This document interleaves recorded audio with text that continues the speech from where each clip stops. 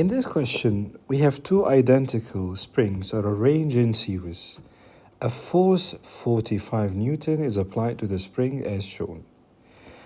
So the spring extended total distance 15 millimeter. Which of the following expression gives the stiffness of each spring in Newton millimeter minus 1? Okay, we have applied force 45 Newton. We have two springs in series. So it means the total extension here, which is the extension from spring 1 plus the extension from spring 2.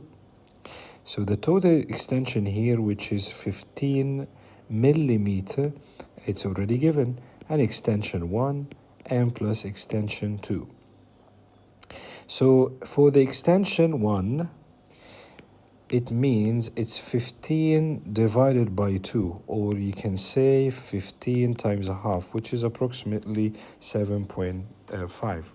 Correct answer for this. And extension 2 as well, which is 15 times half, like half the total extension for the two springs. So this is point 1, and let me highlight these very important information here. This one for the extension.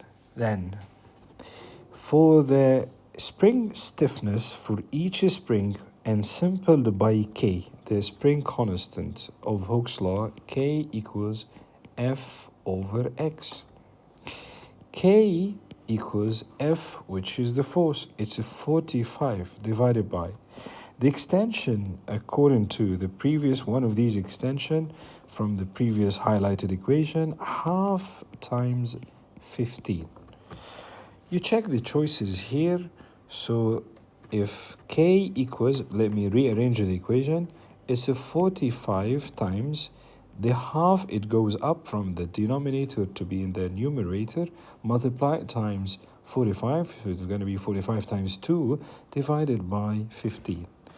Now highlight my answer. Check the choices. The correct answer for question 10 is D. See you next video.